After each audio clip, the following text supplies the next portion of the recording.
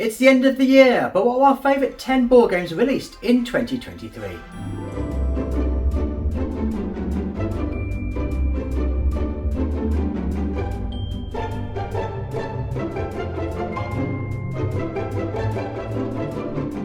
Hi, I'm Libby, this is Julian, and together we are BoxedMeeples. Now, as you said, it's coming up to the end of the year, and there's been loads of fantastic games that have been released in 2023. So we're going to talk about our favourites that we've played. Obviously, there's hundreds of games that have come out. If the Essen lists weren't enough to show how many games come out in every year. But of the ones that we've played, these ones really hit home for us. Yeah, so we picked 5 each, and I wanted to focus on games I played a lot of. So there's been lots of fantastic games that we've only had a chance to play once, which has been a shame because I know they've been great, but I want to really kind of sink my teeth into. And I haven't included the game Lorcana, which I absolutely adored, and we played that. Are you doing an honorary mention about now? Right. Is that what's happening? Well, it's kind of, I don't know if Lorcana counts as a board game. That's the thing. It's a collectible card game, and we've played it a lot. We've got a lot of cards for it, but it's expanding, it's changing, it's growing, and I don't feel like. You just felt like that was enough to give it another category, so you could mention another game. I suppose, yeah. Technically, I'm recommending Lorcana. It's brilliant. Let's make it 11. Okay. I may as well just sort of add another game in as well then. If you're going to add another game, I'm going to add another game. Okay, so these are our top 12. Okay, you can start. You can start with yours.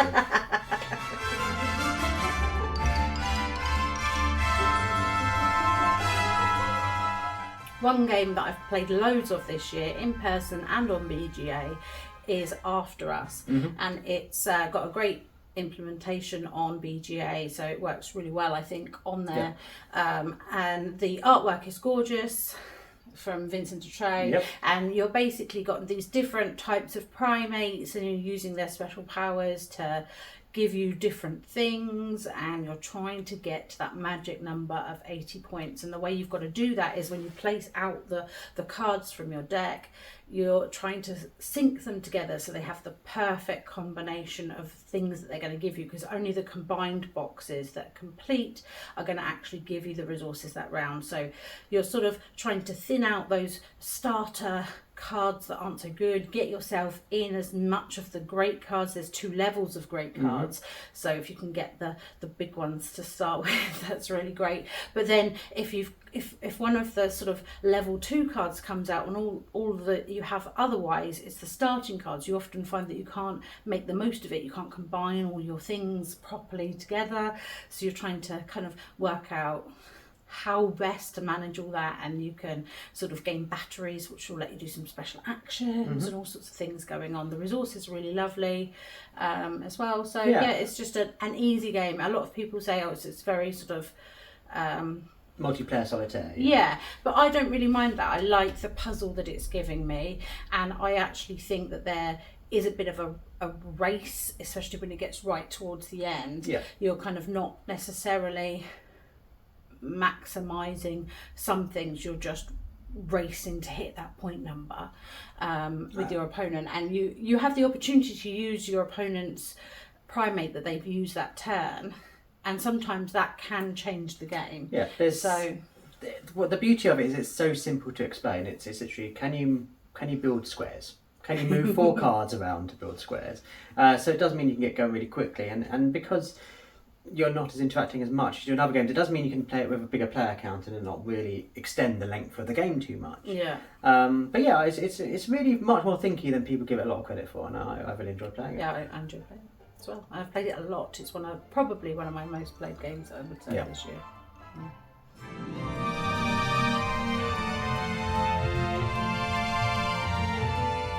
Now, 2 years in a row, I have picked from the game I'm most looking forward to, Distilled. Yes. Originally it was going to come out in 2022, got delayed till 2023, and I got a chance to play it. I got a chance to become really good friends with Dave Beck, who designed it. I got to meet him at UK Games Expo and chat to him, and everything about Distilled pleased me.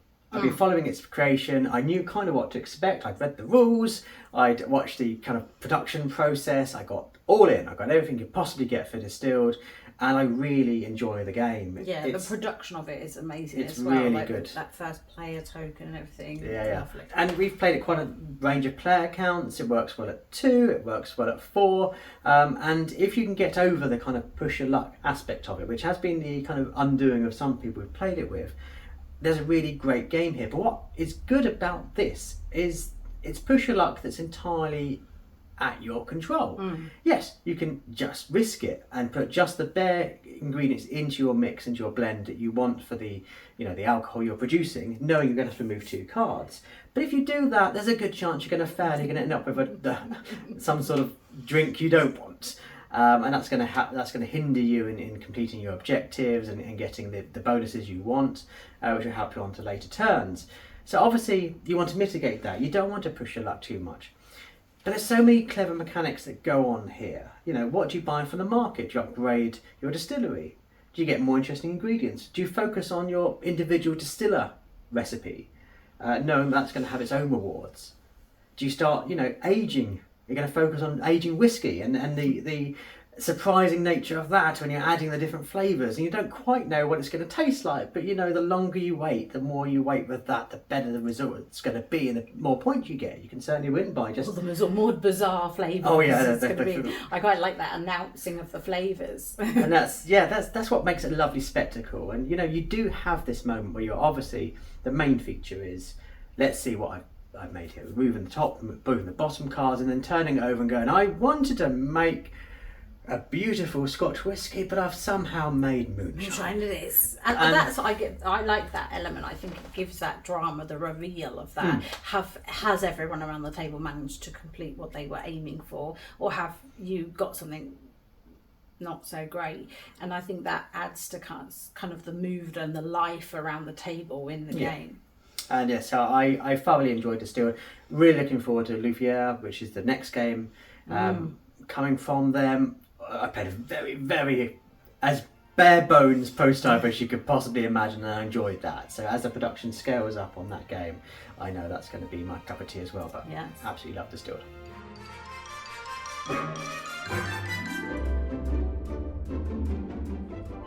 Next up for me is a game that we played at the early part of the year, I think. It's quite a way back since we last played it, but I do really enjoy it, and it's Earth.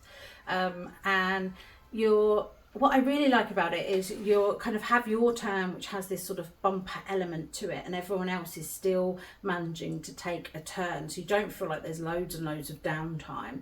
I also like that you're kind of trying to create these patterns depending on the scoring that you've got there, and grow up your certain sprouts in certain different ways, or have sprouts surrounding certain cards that you can grow. And so you're looking at the way that you put out your cards, how you can maximise your turn, and those central scoring things that everyone is looking to. So there's lots of things to think about. I think the components are quite nice, the way they sort of stack on each other, sort of maximum sprout height and all of that kind of thing. But yeah, it's a game that I really enjoyed. We haven't got it in our collection as yet, but certainly would look to if the occasion arises. So yeah.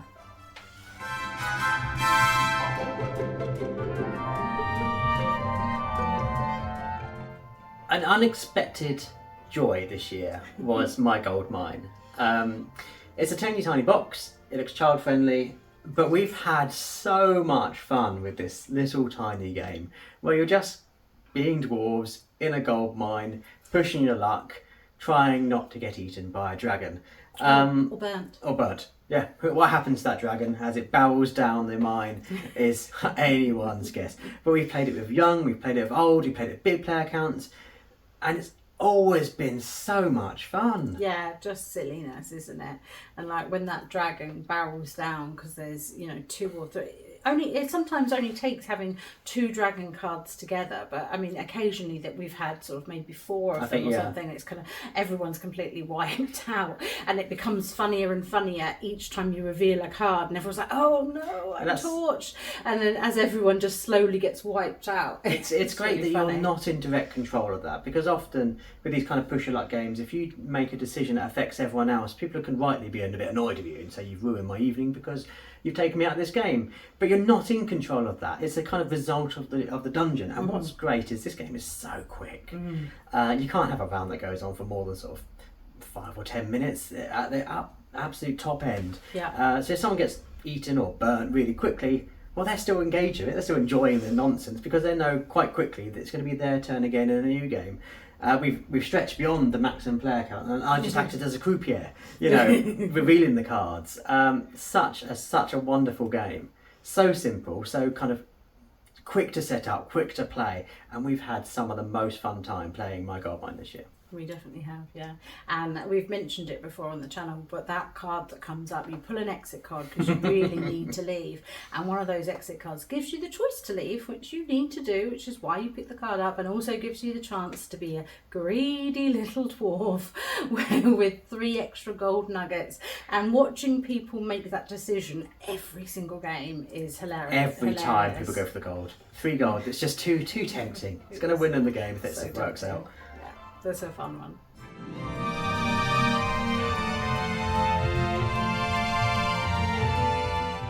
Next up from me is a game that we have actually only played once, and we played it on Halloween of all the appropriate days to play it, and it's Septima. A game about witches and witchcraft, and you are playing as a witch. You have a group of them that are giving you different special powers. You're seeing if you can get more to come into your little group, and you're travelling around trying to avoid people in the village who suspiciously think that you are witchy and sort of want to pitchfork you down kind of behaviour. Your witchcraft shenanigans is drawing attention to you.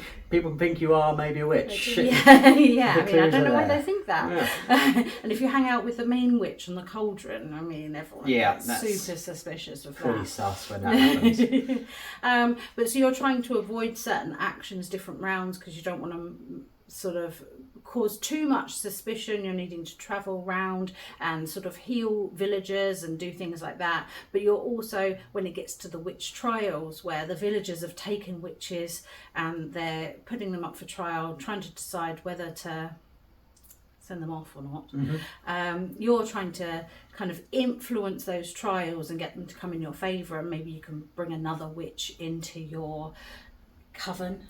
And they'll give you extra special powers, and there's loads of different bits and pieces to do. And it's a game, I really enjoyed the theme of it. I mean, obviously it helped, we played it Halloween, but it has loads of different puzzly elements, and we played it at 3 players, and all of us went down a different route as to how to score and how to play that game.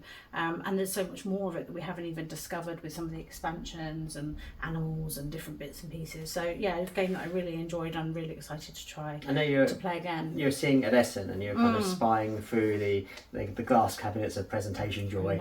Ooh. So it's great to get it to the table because it's such a lovely production. It's really luxurious, those sort of games.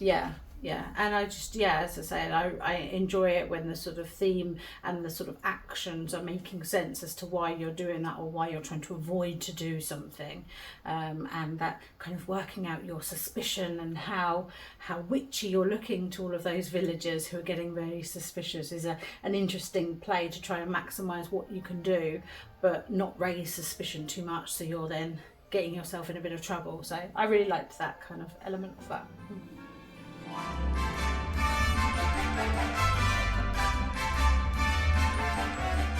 So my next choice is all about suspicion. It is Hollywood 1947, which has quickly become, certainly I think it's your favourite social deduction game. Social deduction was never, I enjoy them when I play them, but they were never really sort of my go-to games. And this one's certainly my favourite of them, and I quite enjoy getting this one to the table. And we have done a lot We've this played year. it a lot of time with many different groups. Yeah. Partly Non-gamers as well as gamers. Yeah. It's certainly been helped by the Traitors TV show that was on at the end of last year. It's going to be on again this year, because that's kind of raised people's awareness to this kind of thing. And I was actually talking to my mum, and she said, I've watched this great TV show called Traitors, I think you'll like it. And I said, oh, actually, that's kind of like a social deduction game. And we introduced her to this as well. We played it with all different kind of age groups. Yeah. It's kind of tricky to explain to people that in this game you need to kind of have the banter. Yeah. You need to do the accusations, because that's what this game is about. And that seems so alien and different to people who are used to more traditional kind of Snakes and Ladders or your Monopoly, but they don't have this element of a game where it's like, well, no, hang on, last round you said you did that, but clearly you couldn't have done that because there was no card in the reveal. And of course you go, well, no, because the card I put in was the one you took out. And then the editor's piping going, no, it wasn't. No, because I put that one in. And once you kind of get that hang of that kind of interaction, that's when any social deduction game really sings. Yeah. This is such a lovely production. All of these Dark City games are like that. But this is a theme I've always really loved. I've always kind of loved that classic Hollywood period. They're in those little books, which are great. They look fantastic, and it's just, again, intriguing for people. Oh, that's in a book. What's going on here?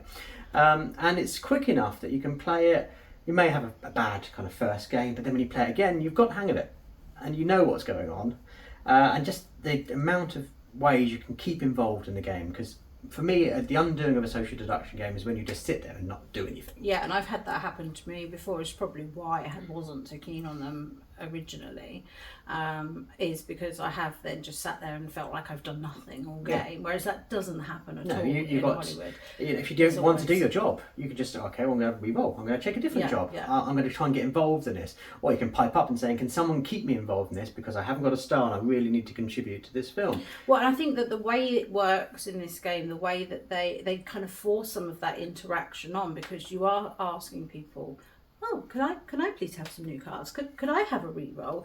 And that adds to either adding to your suspicion or easing it, but it also adds to the interaction of, why should I give it to you? All of that kind of stuff. So it brings the game together for that kind of trying to deduce what everyone's doing. And of course, I mean, the movie cards look so great that you can have that excuse of like, oh, well, I just went for the movie that the card looked pretty, and then see how that lands with the table. One, so that's exactly. Why I went for gun on the box, on the poster. This is a game actually where at the end of a night, we were all sitting around going, what should we play next? And I kind of brought the game out and I was like, yay, we're playing that. So it's an endorsement for my games group as well.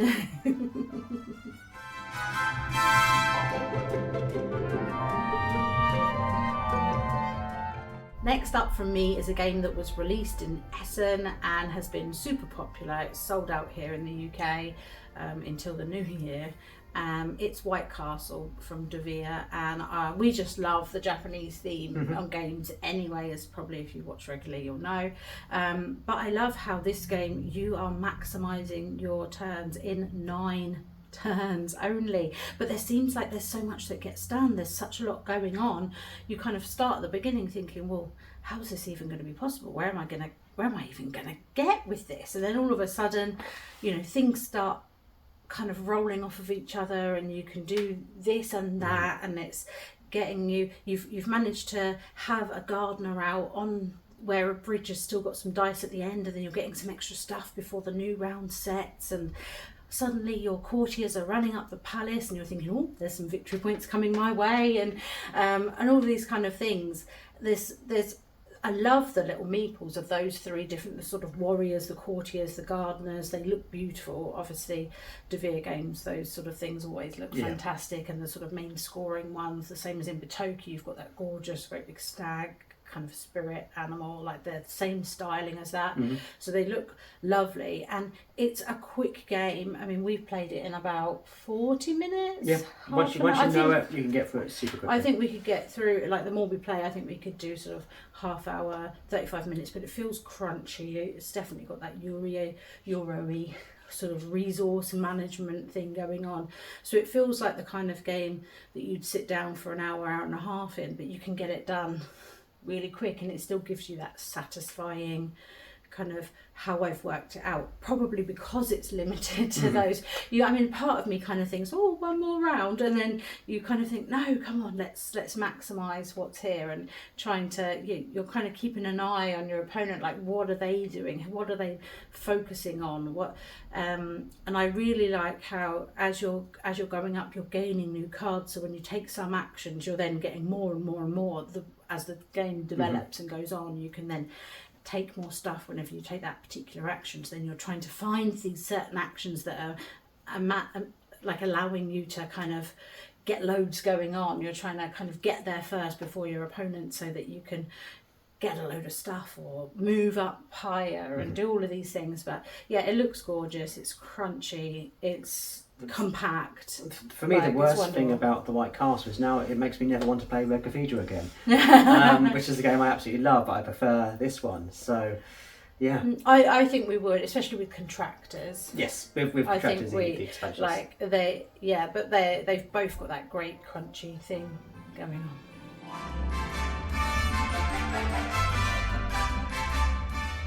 Happy birthday, the Walt Disney Company! 100 years old!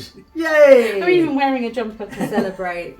Now, they've done lots of things to celebrate Disney 100, but the thing I really enjoy them creating is Disney animated. Now, this game came out kind of in the middle of the year. I first discovered it. I think we got it at UK Games Expo. Yeah. And in this game, you are working cooperatively to create films. Now, we've seen loads of Disney film games that are based on properties, but what's great about this is it kind of looks behind the scenes at the kind of animation process.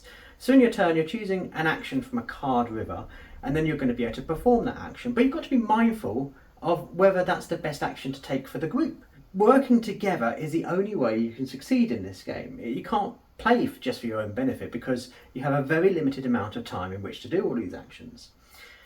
And as you are creating the backgrounds, as you're creating the characters, as you're painting this whole in, as you're producing the music, you just have the echoes of the actual animation process that goes on, down to, even the characters on little film acetates that go onto your backgrounds. And it's those attention to detail, it's that loving kind of tribute to the cartoon creation process that really elevates this for me. It's something I've always been really interested in, and because it's got a lovely game attached to it that has at its heart a really nice feeling of cooperation and creating kind of Disney magic, that I think just makes this game wonderful.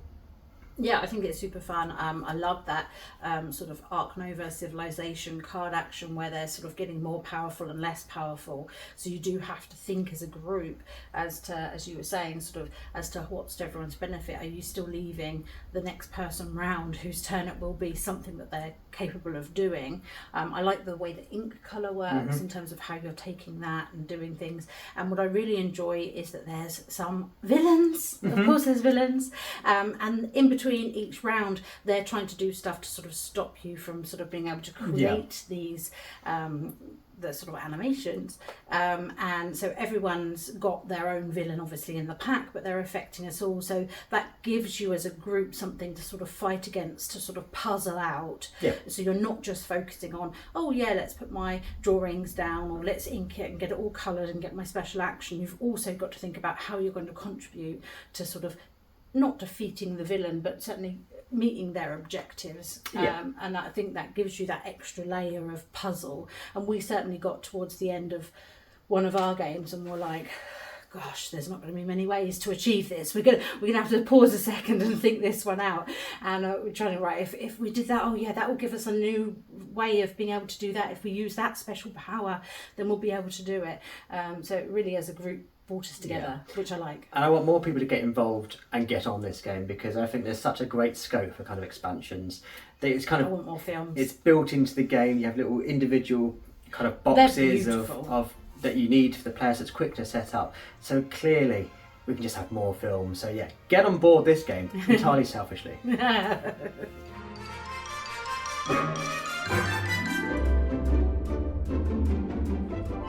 beautiful game that we played recently that I'm looking forward to getting back to the table over Christmas actually is a game about photography, and I've dabbled a little bit in photography in my time, as have quite a lot of my family. You've taken 1 or 2 photos in your time, and I really love the way that they use that mechanism in Redwood. Yes. So you are playing as the photographer, and you're trying to work out how to best optimize your picture. So what animal are you putting in the focus? Is there any lovely big trees or flowers or anything also in your picture? Is the sun in the background? But of course you're taking 4 pictures in the game, and you don't want more than one sun, because that's going to look a bit weird. If you're making a panorama, you need it to kind of seamlessly go together. So there's a lot of things going on. Ideally you are making this panorama so they all do seamlessly meet together. You'll get extra points for doing that. And one of the things that I really love is each round a new goal, a new objective is coming into play to think about. It doesn't pile it all on at the beginning and it's sort of too overwhelming. What am I supposed to be doing? How, and this one and that one? Because it adds it on one by one each turn round. You're kind of thinking, oh yeah, I can achieve that. Oh, I can also do that one. And it adds it in to you. Obviously the special kind of feature of this game is the lenses and the arc of movement, and that is where everything goes awry. Like, you can't entirely plan. However many times I think you play, you get a rough idea the more you've sort of handled the different lenses and gauges, just to see sort of how far they will go. But even towards towards the end of our games, we've still been completely getting it wrong, and the animal's just out of the lens. It's like, oh, it's just a flower. Yeah, just photographing some wood. Yeah, I thought it would fill in that gap nicely. So it gives that kind of spatial awareness, which is quite different in a game, but within the sort of guise of this circular photography board. And it's interesting the way the different photographers are moving, and obviously you don't want another photographer in your shot. That would be awful. It would ruin your photo completely. So yeah, I think we're really looking forward to playing that again with specifically with my brother, and that they really like photography. They're not really gamers, so I think it'd be great to bring them in. I think that's what's great about Redwood. It's just different to our other games. Yeah. It's spatial awareness. And I think having a different style of game being brought to the table just opens people's eyes on this fantastic hobby, because yeah, it's entirely different to every other game we've got on our shelves, where you can move anywhere you want within the limitations of the movement arc, so you haven't got to follow a route around, and I think that's lovely. It's just creative ideas that go on. Yeah, and of course it's beautiful, absolutely beautiful, and those little pieces that sort of slot in on the board, fantastic. Lovely.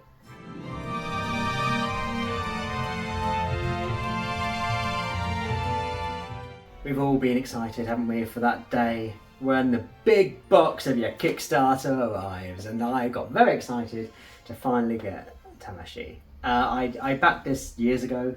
I went all in. I said, yes, Awaken Realms Lite, give me all of the miniatures, give me all of the expansions, I want everything. I'm so pleased I did, because it turned out to be a game I absolutely love. I've been painting the miniatures, which I've been enjoying just as much as playing the game, but the game itself is brilliant. Once you've learnt the prologue, you're able to then kind of shift around the different scenarios and play different adventures in this kind of cyberpunk world. And what's great for us and the way we approach games is you can play a scenario solo. Yeah. You can play a scenario of 2 people, you can play a scenario of 4 people. They're all the same scenarios, but obviously the way you approach them is different based on player count. Yeah. But that doesn't mean that the people you played the 4-player with need to be with you on the next adventure, because they're all kind of self-contained, which means we can just keep tabling it regardless of who we're with that day. Yeah. And there is an overarching story, so once you've done all the scenarios, you can then go and play that one and see how this kind of world evolves and the end result of that. But you don't have to be there from the beginning, and you don't have to be there at the end to be able to enjoy the game.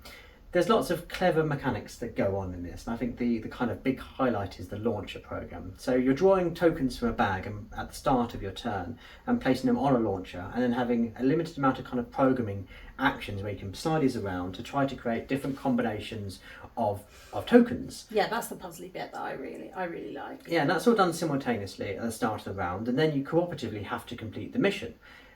Using these actions. So these might allow you to get more tokens in your bag. They might be an ability you can then use an enemy that's been attached to you, that's been stalking you around to try and hack that enemy. My favourite is when they let you take another skin. Oh, yeah. And you get to then have like another miniature, another character that's now got different abilities, and that you can carry that one with you for the rest of that mission and switch and change between them. And sometimes you want to deliberately switch and change because you can get lots, you can draw attention from an enemy, gather them all around you, and then deliberately sabotage that skin you're in to lose all those enemies and then jump into another body.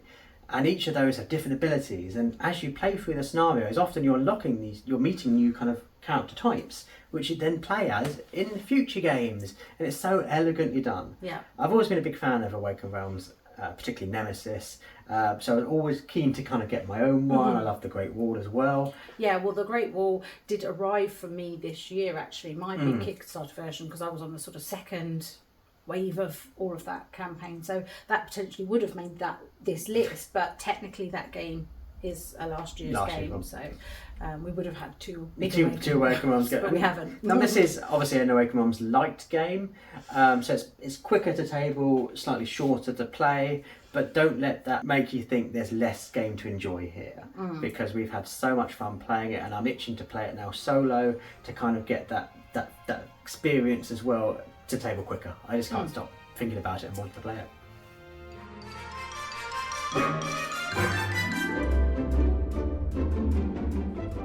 Last up from me is Last Light, a bit of a surprise last minute contender. We only played it very recently.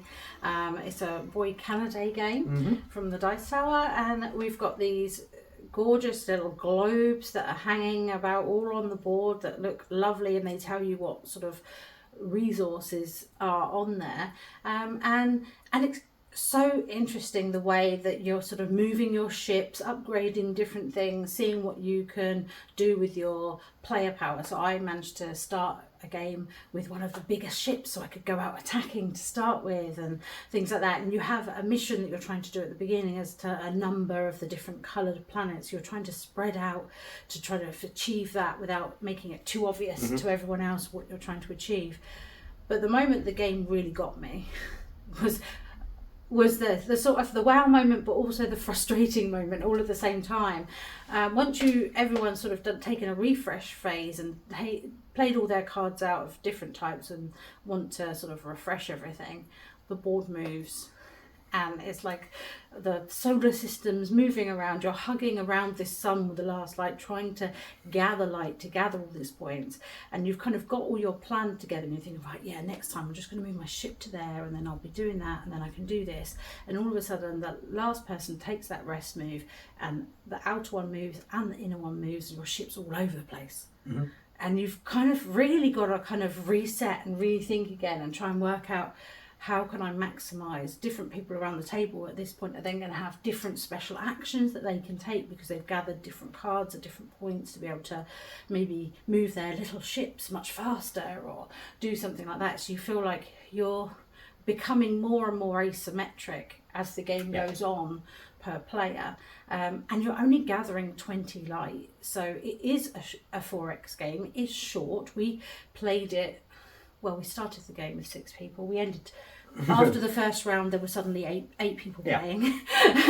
And I would like to play it at lower player counts to see the differences and things. But in actual fact, because you're mainly, apart from sort of the captaining role, you're taking everything sort of simultaneous, I don't think the time element would be hugely different. But I mean, it was a lot of people's first game. Yeah.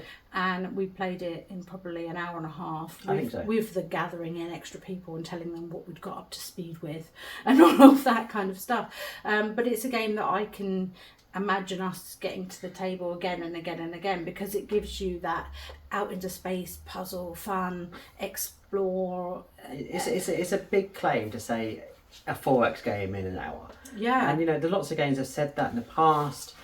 We absolutely love Eclipse, Second Door. But you can't play that as quickly as you imagine you would do, although that's a much more complicated game than Last Light. You kind of do see the echoes of that in this game, but this genuinely felt like, what are you going to do? Are you going to do a combat? Are you just going to go and make a beeline for the sun and collect as much light as you can as quickly as you can? Or are you going to try and expand and build up a really strong range of ships before you start taking on opponents in the galaxy? And it did genuinely feel like a kind of space epic. It's not super complicated that you can't, you know, you're limited to who you can play it with. I think you can play it with quite a wide range of people. So I really enjoyed it, and I think that it has me thinking about it again and again. So it's one that I think that we'll play again. Yeah.